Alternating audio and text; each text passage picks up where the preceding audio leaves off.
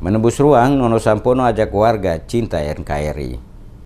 Senator asal Maluku yang juga Wakil Ketua 1 DPD RI Nono Sampono tidak pernah bosan dan tidak mengenal lelah untuk selalu mengkampanyekan pentingnya cinta negara kesatuan Republik Indonesia dalam setiap kali bertatap muka dengan warga di Maluku. Hal seperti ini selalu dilakukan oleh Nono Sampono setiap berkunjung ke Maluku dalam kapasitas sebagai anggota DPD RI. Seperti saat berkesempatan mengunjungi warga yang tinggal di kawasan Skip, Kecamatan Sirimau, Kota Ambon baru-baru ini. Di hadapan puluhan warga Skip, Nono Sampono mengajak warga Kota Ambon tentang pentingnya menjaga dan merawat hubungan baik antar sesama anak bangsa di daerah ini agar tidak mudah terprovokasi dengan berbagai isu negatif. Sehubungan dengan kemajuan pembangunan untuk kesejahteraan Maluku lebih baik, salah satu yang tengah diperjuangkan oleh DPD RI yakni mendorong DPR RI dan pemerintah mempercepat pembahasan rancangan undang-undang daerah kepulauan. Saat ini rancangan undang-undang daerah kepulauan yang diinisiasi oleh DPD RI telah disampaikan kepada musyawarah atau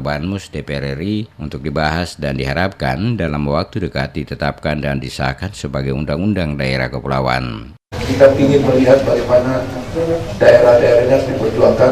Tidak mungkin negara ini kuat dan maju kalau daerah-daerah masih tertinggal. Daerah harus dimajukan, diperjuangkan agar negara ini kuat. Ya, kita sepakat dalam satu wadah negara kesatuan Republik Indonesia. Kita tidak mau satu saat ketemu anak cucu terdapat ini barang.